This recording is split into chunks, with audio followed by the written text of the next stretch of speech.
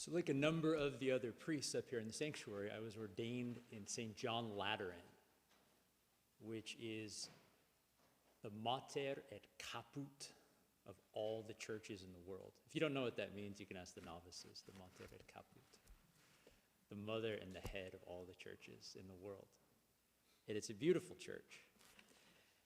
And during the ceremony, I almost collapsed from a cramp. So a cramp is calambre, I think, in Spanish. And it was funny because before the Mass, I was feeling a little bit of pity for all the other priests or the deacons who were about to be ordained, because people were talking about how they had trouble sleeping the night before, or they felt so overcome with emotion. And I thought, no, I feel great. I feel totally fine. And there's a moment during the Mass when you're kneeling down for quite a long period of time, and the bishop says the prayer of consecration over all those who are about to be ordained. And when you stand up from that, you are a priest forever in the order of Melchizedek.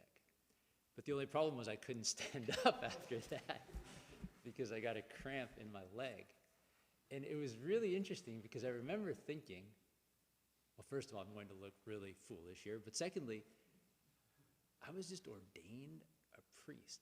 There was this ontological change that took place, a change at the level of being, where you're ordained in the person of Jesus Christ, the head of the church, the spouse of the church. But I'm still just John Pietropaoli with all my problems, all my weaknesses. I can't even stand up properly after this. Now, luckily, I was able to kind of straighten my leg out and stand up, and I don't think anybody even noticed. But I realized very, very deeply. And isn't that the mystery of the priesthood of Jesus Christ? I'm sure all of the men in purple up here in the sanctuary could say the same thing in some way or another, that you realize we've just received this unbelievable, unfathomable gift, and yet I'm still the same weak person. It's a mystery of God's power working in human weakness in such a profound and beautiful way.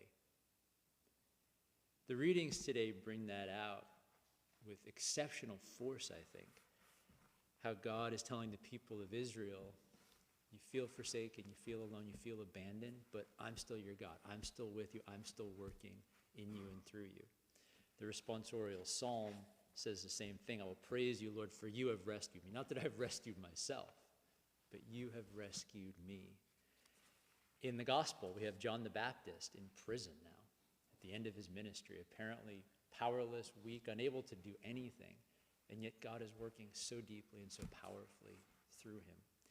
And so as we continue this Mass today, I'd like to end this reflection with some words from St. Norbert, who lived around the turn of the 12th century and pondered very deeply this mystery of God's power working in our weakness. And in a particular way, today and this week, and this coming week, as we celebrate the ordination of so many of our brothers, he helps us, I think, ponder the mystery of God's power working in our weakness through this gift of the priesthood of Jesus Christ. So he asks, who are you, O priest? You are not through yourself, since you come from God. You are not for yourself, since you are the servant of all and the spouse of the church. You are not yourself, since you are God. Who are you then? You are nothing and all.